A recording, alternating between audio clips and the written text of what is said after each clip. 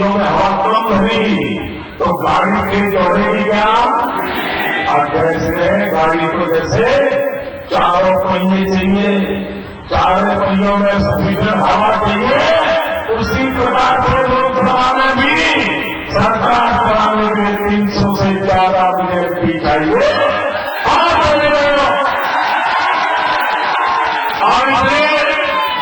अपराधी बराबरी से उतर के, भाई भतीजे से उतर के आप संकल्प कीजिए, देश की जनता संकल्प करें कि अब दिल्ली में ऐसी सरकार हो जो हमें विकास की नई ऊंचाइयों पर ले जाए।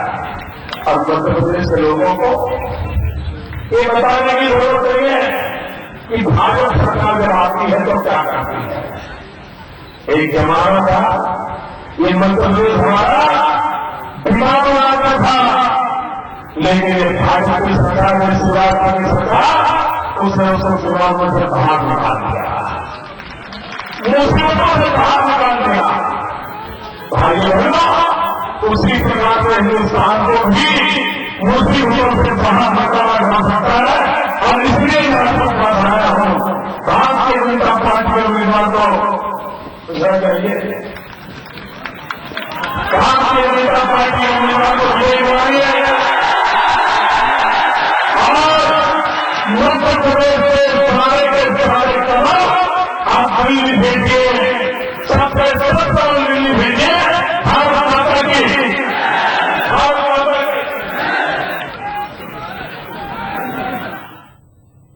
मध्य प्रदेश के रीवा से राष्ट्र नशरियात का मुशाहिदा कर रहे थे नरेंद्र मोदी। वहां की आवाम से वहां के बीजेपी नुमाइंदे के हक में वोट की अपील कर रहे थे। और आगे बढ़ते हैं, बीजेपी के वज़ारत उज़्मा के उम्मीदवार नरेंद्र मोदी अगर वज़ीर आज़म के ओहदे पर फायज होने में कामयाब होते हैं तो उन्हें अमरीकी वीजा भी हासिल हो सकता है। अमरीकी कांग्रेस की एक रिपोर्ट के मुताबिक वज़ीर आज़म बनने की सूरत में नरेंद्र मोदी को मुकम्मल सिफारती इस्तिस्ना हासिल हो जाएगा और सिफारती इस्तिस्ना से मोदी के वीजा पर लगी पाबंदी भी खत्म हो जाएगी। बाज़ार के 2002 गुजरात फसादात के बाद अमेरिका ने 2005 से नरेंद्र मोदी को वीजा फराहम नहीं किया है। नरेंद्र मोदी को गुज़श्ता 9 बरस से अमरीकी वीजा हासिल नहीं हुआ है।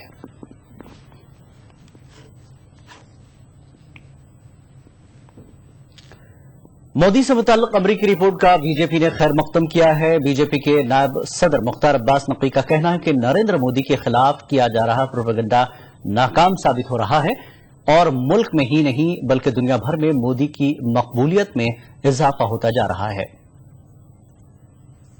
मोदी जी की लोकप्रियता और उससे भी महत्वपूर्ण है एक्सेप्टेबिलिटी, स्वीकार्यता, पूरी दुनिया में तेजी के साथ बढ़ रही है।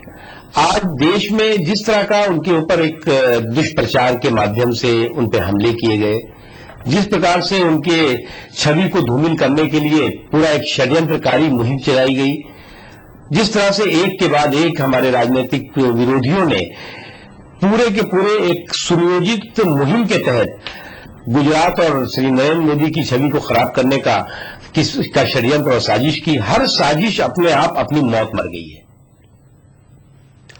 उत्तर प्रदेश के बरेली में बीजेपी की वज़ारत उज़्मा के उम्मीदवार नरेंद्र मोदी ने इंतखाबी रैली से खिताब किया।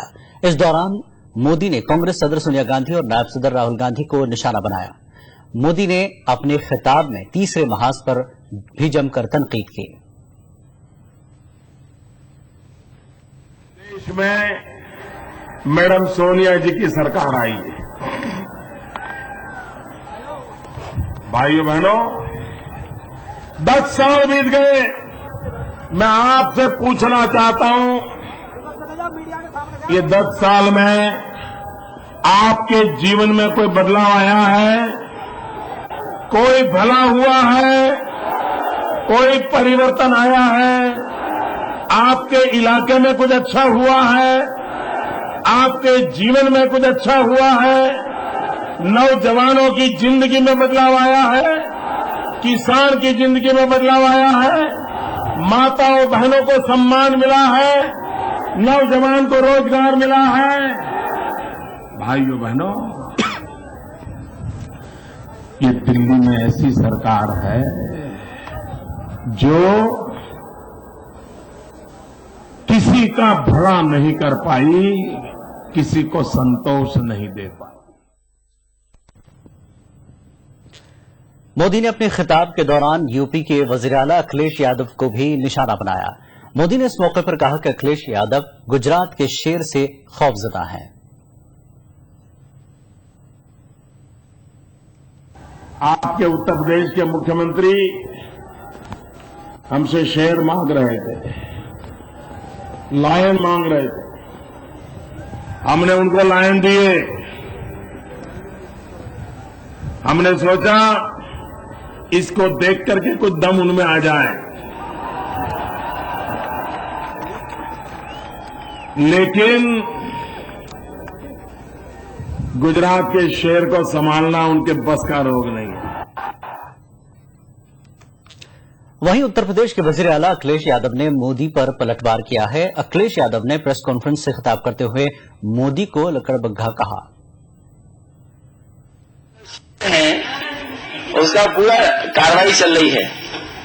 पहुंच जाते चुनाव से पहले पूरी आचार संहिता उल्लंघन न हो और परमिशन लेकर के चुनाव आयोग से बहुत जल्दी 300 एकड़ का जो पिंजरा बनाया है, पिंजरा नहीं करेंगे, बाउंड्री बनाई है, उसके अंदर रहेंगे शेर, तो बहुत जल्दी पहुंचा दिए जाएंगे।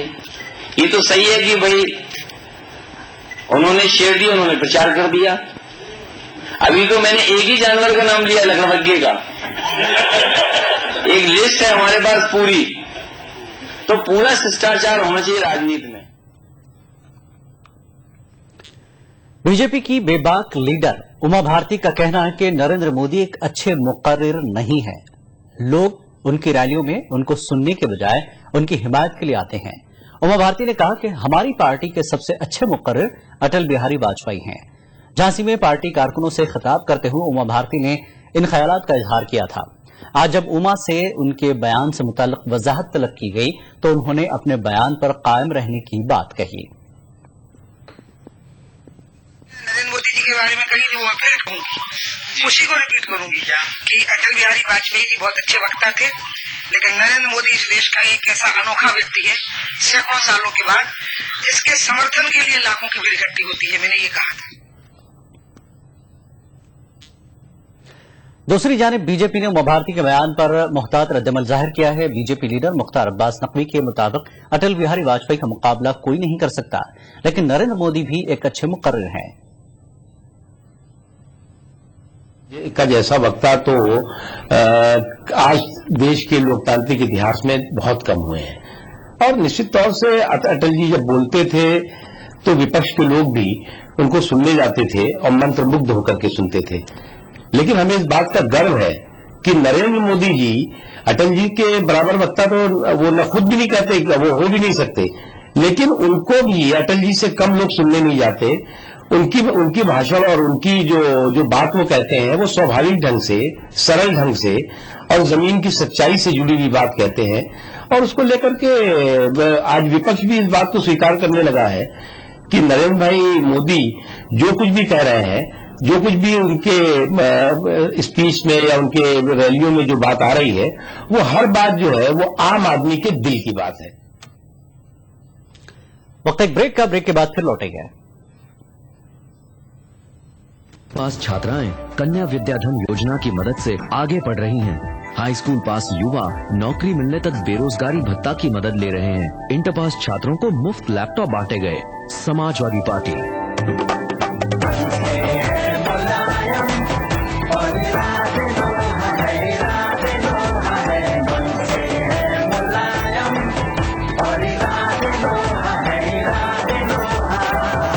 समाजवादी पार्टी को वोट दें। देखिए ETV उर्दू सभी DTH प्लेटफॉर्म पर।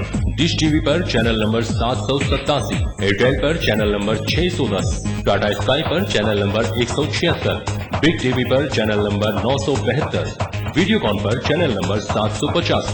देखिए आपका अपना चैनल और भी बेहतर क्वालिटी में। महंगाई को लगातार बढ़ाने वालों जनता माफ नहीं करेगी। चलो हालात बदले, देश की सरकार बदले, भाजपा को वोट दे। अब की बार मोदी सरकार। देखिए ETV उर्दू सभी DTH प्लेटफॉर्म पर, डिश टीवी पर चैनल नंबर 787, एयरटेल पर चैनल नंबर 610, टाटा स्काई पर चैनल नंबर 176, बिग टीवी पर चैनल नंबर 972, वीडियोकॉन पर channel number 750।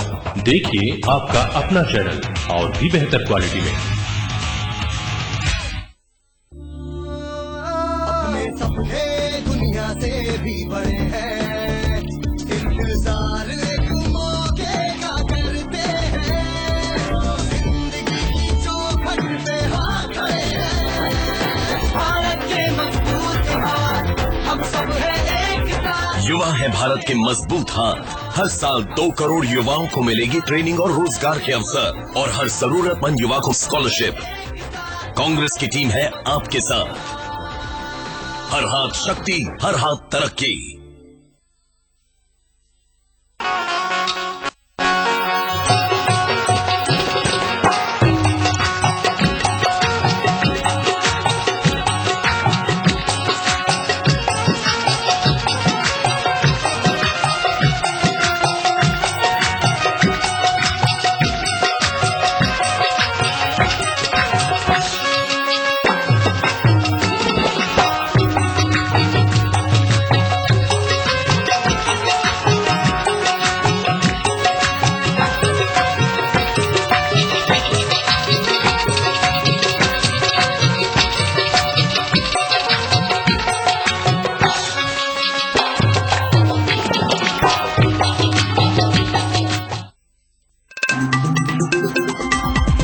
Hello,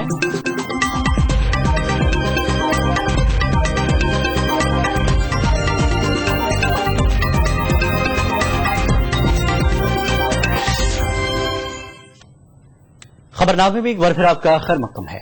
Narendra Modi से मुताल्लिक कांग्रेस उमा भारती के बयान से इत्तेफाक रखती है।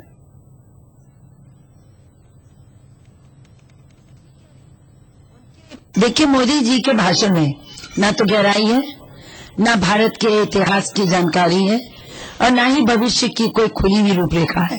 और जिन शब्दों का वो प्रयोग कर रहे हैं, मैं समझती हूँ कि हमारे छोटे कार्यकर्ता भी संभल कर बोलते हैं, उनकी वाणी पे उनको कोई नियंत्रण नहीं है और वो जिस तरह की भाषा का प्रयोग कर रहे हैं उससे दिन प्रतिदिन उन्हीं का जो सपोर्ट बेस है, उनके सहयोगी हैं, समर्थक हैं, प्रशंसक हैं, वो कम हो रहे हैं।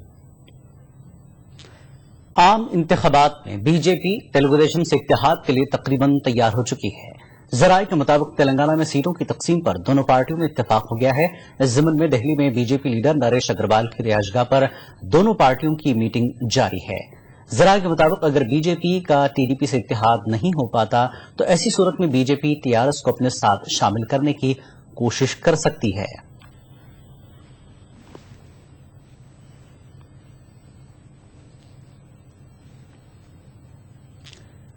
यूपी बीजेपी के इंचार्ज अमित शाह के मुताबिक मुल्क में बीजेपी और नरेंद्र मोदी की लहर चल रही है। अमित शाह बनारस में एक प्रेस कॉन्फ्रेंस से खिताब कर रहे थे। इस मौके पर उन्होंने कहा कि हल्के बनारस से मोदी की जीत भारी अक्सरियत से होगी।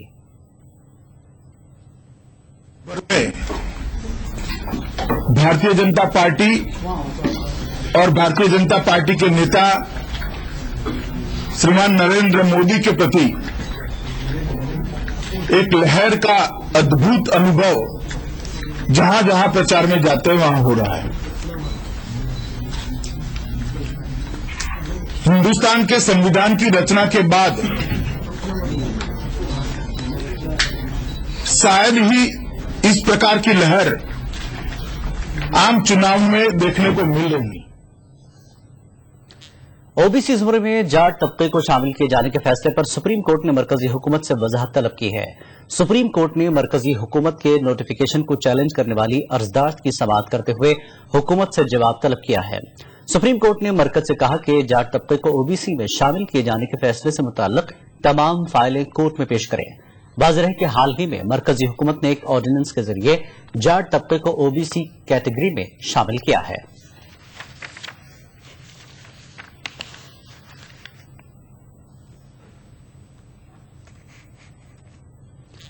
आम आदमी पार्टी लीडर कुमार विश्वास ने कांग्रेस और बीजेपी को शदीद तनकीद का निशाना बनाया। उन्होंने बीजेपी से अदाकारी से सियासत में आई स्मृति ईरानी को अमेठी से टिकट दिए जाने पर कहा कि अमेठी में पहले से सियासी अदाकार मौजूद थे और अब फिल्मी अदाकार भी आ रहे हैं। कुमार विश्वास अमेठी में मीडिया से खिताब कर रहे थे।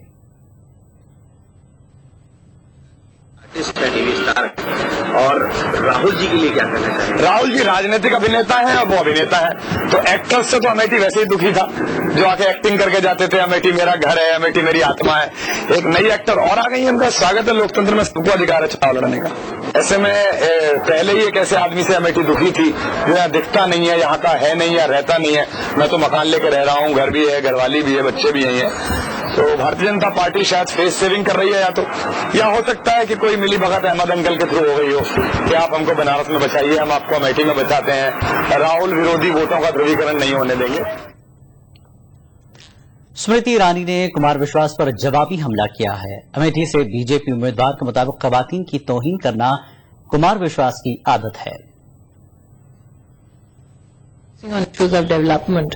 Maybe he wants to derail the entire debate from the issue of development, because when it comes to the Aam Aadmi Party's own history, it is very obvious that they engaged and collaborated with the Congress Party to form a government in Delhi, and it's also very obvious that they did not fulfill the promise of good governance in Delhi. So given that, it's very obvious that he would not want to fight or engage in a debate on issues of governance or development. I will only say this, that my fight there is with the Congress Party and not with the B team of Congress.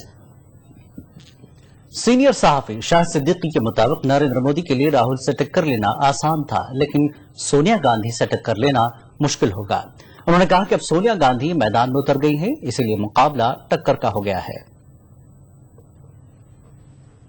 Sonia Gandhi मैदान में आ गई हैं और लगता है कि उन्होंने मान लिया है कि राहुल के बस का नहीं है मोदी को से टक्कर लेना, इसलिए अब सोनिया को आना पड़ा और मोदी ने भी अपने जो आरोप और हमले हैं राहुल के बजाय, शहजादे के बजाय माताश्री पर शुरू कर। मुझे लगता है कि अब मजा आएगा जब टक्कर होगी सीधी सीधी सोनिया गांधी में और मोदी में। मोदी अब उन्हें माताश्री कह रहे हैं, लेकिन इन्हें माताश्री कहिए या जो भी कहिए, जो है मोदी के लिए अब थोड़ा सा मुश्किल हो जाएगा। राहुल से टक्कर लेना आसान था, सोनिया से टक्कर लेना आसान। आम आदमी पार्टी के कन्वीनर अरविंद केजरीवाल ने दिल्ली के चांदनी चौक पार्लियामानी हल्के में रोड शो किया। चांदनी चौक से सहाफत से सियासत में आया आम आदमी पार्टी लीडर आशुतोष इंतखाबी मैदान में है। रोड शो के दौरान केजरीवाल ने कांग्रेस और बीजेपी को निशाना बनाया। इस दौरान आशुतोष भी केजरीवाल के साथ मौजूद थे।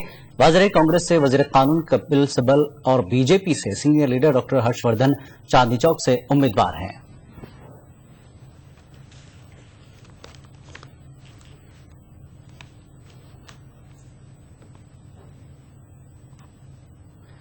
दिल्ली में बिजली और पानी से मुताल्लिक केजरीवाल हुकूमत की स्कीम की मुद्दत खत्म हो गई है। केजरीवाल हुकूमत की जानिब से 400 यूनिट तक बिजली के इस्तेमाल पर सब्सिडी के अलावा माहाना 20,000 लीटर पानी मुफ्त सरबराह किया जा रहा था। ताहम दिल्ली के अवाम के लिए यह सहूलत खत्म हो गई है, क्योंकि मुतल्लिका स्कीमों की मुद्दत 31 मार्च तक थी। अरविंद केजरीवाल ने मुतल्लिका स्कीमों को बरकरार न रखे जाने पर नाराजगी का इजहार किया और इसे कांग्रेस और बीजेपी की मिली भगत करार दिया। दिल्ली में बिजली पानी के बिल फिर महंगे हो गए। हमने तो कम करे थे, मेरी सरकार की नहीं। उसके बाद बीजेपी कांग्रेस वालों ने संसद में बैठ के दिल्ली का बजट पास किया अगले साल का। उन्होंने बिजली और पानी के बिल फिर बढ़ा दिए। क्यों बढ़ा दिए? क्योंकि बीजेपी और कांग्रेस वाले बिजली कंपनी और पानी कंपनियों से मिले हुए हैं, पैसे खाते हैं उनसे, भ्रष्टाचार की वजह से बढ़ा दिए।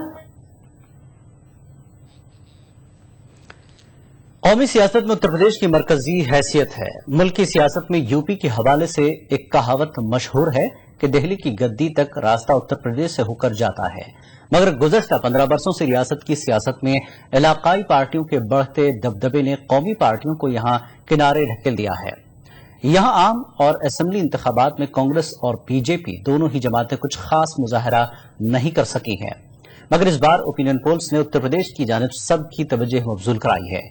मुख्तलिफ ओपिनियन पोल्स में बीजेपी की क़यादत में एनडीए को कामयाबी मिलने की पेशगोई की गई है। सभी पार्टियां भी वोटरों को राग़िब करने में जुटी हैं। इनके अलग अलग मजबूरियां हैं। तो पेश है खास रिपोर्ट।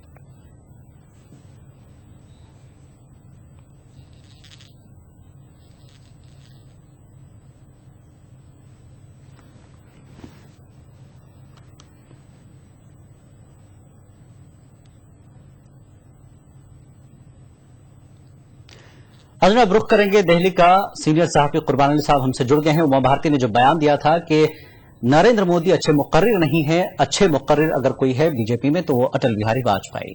कुर्बान अली साहब, इस वक्त ये बयान देने की क्या जरूरत थी उमा भारती को? कौन अच्छा है या नहीं है? मोदी की लहर, बीजेपी की लहर के बारे में बात हो रही, लेकिन अब एक एक अलग अलग चीज को बताने की कोशिश की जा रही है कि क्या अच्छा है क्या बुरा है। बीजेपी के ही लोग क्या अभी पूरी तरह से कबूल नहीं कर पाए नरेंद्र मोदी को? देखिए साहब, जहाँ तक ये उमा भारती के इस बयान का ताल्लुक है, मुझे लगता है कि ये उनकी जबान फिसली है, क्योंकि उन्होंने वजाहत की है। अभी कुछ देर पहले ये वजाहत उनकी तरफ से आई है कि उन्होंने ये नहीं कहा कि नरेंद्र मोदी बहुत खराब ऑडिटर हैं, बहुत अच्छे मुकर्रिर नहीं है, बल्कि उन्होंने ये कहा था कि वो अनोखे मुकर्रिर हैं।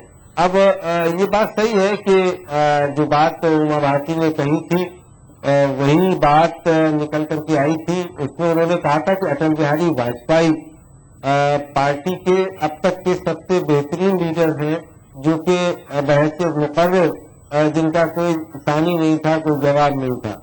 लेकिन नरेंद्र मोदी इतने बेहतर ऑडिटर नहीं है, मगर वो बाज जगह अटल बिहारी वाजपेयी से भी ज्यादा लोगों को अपनी तरफ राग़िब कर रहे हैं, तो एक तरह से अट्रैक्शन है। ये लगता है कि मुझे उमा भारती ने जानबूझ करके तो बयान नहीं दिया होगा, लेकिन उनकी जबान फिसली है और अभी इसलिए वो इस बात की वजाहत कर रही है कि उन्होंने ऐसा कुछ नहीं कहा जिससे नरेंद्र मोदी के बारे में ये तासुर जाए कि वो उनकी तनकीद कर रही है, वो उनको क्रिटिसाइज कर रही है। जी, उनका उमा भारती का ये भी कहना है कि लोग उनकी सभाओं में उनको सुनने के लिए नहीं, देखने के लिए आते हैं। तो एक तरह से सीधी सीधी बात है कि आप कहने के काबिल नहीं है, मतलब आपकी तकरीर या आपके अल्फाज या आपके बयान इतना असरअंदाज नहीं करते जनता को, सिर्फ आपको देखने के लिए लोग आते हैं। तो फिर वो अपने बयान पर कायम भी हैं कि वो अभी भी वही यही कहना चाहती हैं कि अटल बिहारी वाजपेयी ही एक अच्छे मुकर्रिर हैं। नहीं, मेरे सामने जो उनकी वजाहत आई है, जो बयान है, उसमें तो उन्होंने ये कहा है कि उन्होंने नरेंद्र मोदी के बारे में ऐसा कुछ नहीं कहा। लेकिन अगर आप ये नतीजा आप करना चाह रहे हैं तो इसमें भी कोई दो राय नहीं है कि उमा भारती नरेंद्र मोदी के बारे में बहुत अच्छी राय कभी नहीं रखती थी जी। और वैसे भी वो उनका जो एक बागी रवैया रहा है, कई बार उन्होंने LK आडवाणी और दूसरे पार्टी के सीनियर लीडरों को भी नहीं बख्शा है। तो एक आजादाना तौर पे अपनी बात कहने के लिए भी उमा भारती जानी जाती है। लेकिन अभी जो बीजेपी में माहौल बना हुआ है, मैं नहीं समझता कि कोई भी लीडर नरेंद्र मोदी को क्रिटिसाइज करने की, उनके बारे में किसी तरह का कमेंट करने की कोई जरूरत कर सकता है। क्योंकि अभी हमने देखा पिछले हफ्ते ही पार्टी के बहुत बड़े कद्दावर लीडर जसवंत सिंह को पार्टी से निकाल दिया गया, और उसकी सीधी वजह ये थी कि नरेंद्र मोदी नहीं चाहते थे कि वो पार्टी के उम्मीदवार बने, कैंडिडेट बने और बार-बार से इलेक्शन लड़े, इसलिए उन्हें बाहर कर दिया गया। और उन्होंने भी रोते हुए इस बात को कहा कि पार्टी में एक खास शख्स का कब्जा हो गया है और उसमें बाकी किसी दूसरे लीडर का न तो कोई कद रह गया है और न उससे किसी किस्म का सलाह मशवरा किया जाता। तो आजकल बीजेपी में ये बात बड़ी आम हो गई है कि नरेंद्र मोदी एक बहुत बड़ी ताकत, सुपर पावर बनकर के बीजेपी में उभरे हैं और वो अपनी पूरी तरीके से मनमानी कर रहे हैं। जहां चाहते हैं, जिस जमात के साथ इत्तेहाद करते हैं, जिसको चाहते हैं जहां अपना कैंडिडेट बनाते हैं, उनकी कोई हुक्म उरूली नहीं कर सकता। लेकिन जैसा कि आपने कहा कि एक बात है उमा भारती की, आपको याद होगा कि माफ कीजिए, आडवाणी की मीटिंग से उमा भारती उठकर चली गई थी। आडवाणी पर वो काफी गुस्सा हुई थी, नाराज होकर चली गई थी। तो जब आडवाणी की कोई अहमियत उस वक्त नहीं थी जिस वक्त वो गुस्से में चली गई थी, अब अटल बिहारी, माफ कीजिए, नरेंद्र मोदी के बारे में जिस तरह को बयान है और जिस तरह के अंदर पार्टी में आपसी जो तसादुम चल रहा है, इस चीज को वाज़ह नहीं करता इशारा? नहीं, मुझे नहीं लगता कि वो इस वक्त फिलहाल नरेंद्र मोदी को डिफाई करने के मूड में है। हालांकि कल तक ये बात चल रही थी कि उन्हें शायद रायबरेली से कांग्रेस सदर सोनिया गांधी के खिलाफ इलेक्शन लड़ाया जाएगा, लेकिन उन्होंने बहुत साफ अंदाज में मना कर दिया। उन्होंने कहा कि अगर पार्टी चाहे तो वो दोनों जगह से इलेक्शन लड़ सकती है, यानी जहां से अभी वो लड़ गई कैंडिडेट है पार्टी की और रायबरेली, लेकिन पार्टी ने उनको दोनों जगह से कैंडिडेट बनाने से इनकार कर दिया। उसमें भी यही ख्याल रखा गया कि ये मजाक सिर्फ नरेंद्र मोदी को हासिल है, इसलिए किसी दूसरे लीडर को दो जगह से इलेक्शन लड़ने का मौका नहीं दिया जा सकता। तो उमा भारती को बहुत वाज़ेह तौर पर बता भी दिया गया है और मुझे नहीं लगता कि मौजूदा सूरत हाल में वो बीजेपी में नरेंद्र मोदी को डिफाई करने की कोशिश कर सकती है। जी बहुत बहुत शुक्रिया आपका इस गुफ्तगू के लिए। ये थे दिल्ली से सीनियर सहाफी कुरबान अली साहब तफसीली गुफ्तगू कर रहे थे। उमा भारती का जिस तरह से बयान आया है नरेंद्र मोदी को लेकर। वक्त एक छोटे से ब्रेक का, ब्रेक के बाद फिर हाजिर होंगे। हमारी बेटियों को सुरक्षा न दे पाने वालों जनता माफ नहीं करेगी। चलो हालात बदले, देश की सरकार बदले, भाजपा को वोट दे, अब की बार मोदी सरकार। देखिए ETV उर्दू सभी DTH प्लेटफॉर्म पर, डिश टीवी पर चैनल नंबर 787, एयरटेल पर चैनल नंबर 610, टाटा स्काई पर चैनल नंबर 176, बिग टीवी पर चैनल नंबर 972, वीडियोकॉन पर चैनल नंबर 750। देखिए आपका अपना चैनल और भी बेहतर क्वालिटी में। नौजवानों को रोजगार ना देने वालों जनता माफ नहीं करेगी। चलो हालात बदले, देश की सरकार बदले, भाजपा को वोट दे, अब की बार मोदी सरकार। जिंदगी के इस सफर में सच्चाई हमारी हमसफर है। हम दिखाते हैं वही खबर जो समाज के लिए हो आईना। गैर जानिबदारी हमारा शिवा। खबर वही जिस पर हो आपको एतबार। देखिए खबरनामा इन औकात पर। रुकते हैं ना थकते हैं बस चलते हैं, देश के हर पेट को ये भरते हैं, मिट्टी को सोना ये हाथ करते हैं, भारत के मजबूत हाथ हम सब एक साथ। किसान है भारत के मजबूत हाथ। किसानों को मिलता रहेगा फसल पर सुनिश्चित लाभ और जमीन की सही कीमत। कांग्रेस की टीम है आपके साथ। हर हाथ शक्ति, हर हाथ तरक्की।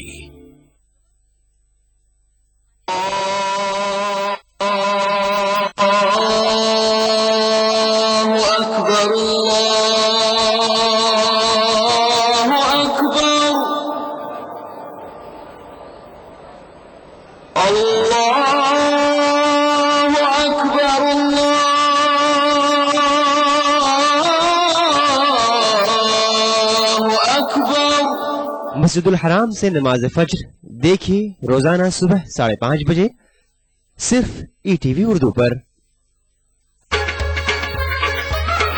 गर फिरदौस बरुए जमी अस्त, हमी अस्तो हमी अस्तो हमी अस्त। जम्मू कश्मीर के हर वाकये और हर पहलू पर ETV की नजर। देखिए ETV उर्दू कश्मीर रोजाना शाम 7 बजे और सुबह 7:30 बजे सिर्फ ETV उर्दू पर।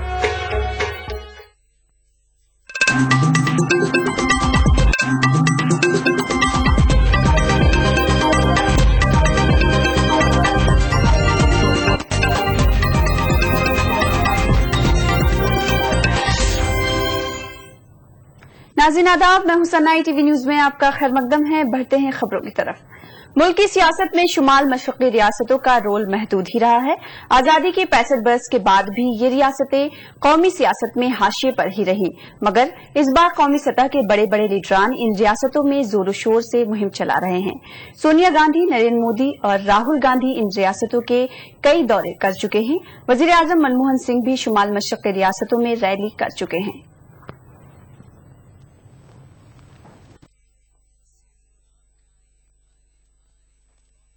शुमाल मशरक़ की 8 रियासतें पार्लियामेंट में 25 सरकार ने पार्लियामेंट भेज दी है। आसाम की 14 सीटें, छोड़ दे तो बकिया 7 रियासतों में जुमला 11 सीटें ही हैं। आसाम में कांग्रेस की मजबूत पकड़ है। दीगर रियासतों में भी कांग्रेस का तंजीमी ढांचा है, जबकि शुमाल मशरकी रियासतों में बीजेपी की तंजीमी साख उतनी मजबूत नहीं। इसके साथ साथ यहाँ की आबादी का कंपोजिशन भी बीजेपी के लिए साजगार नहीं है। इसके बावजूद इस बार बीजेपी शुमाल मशरकी रियासतों में कुछ खास तवज्जो दे रही है।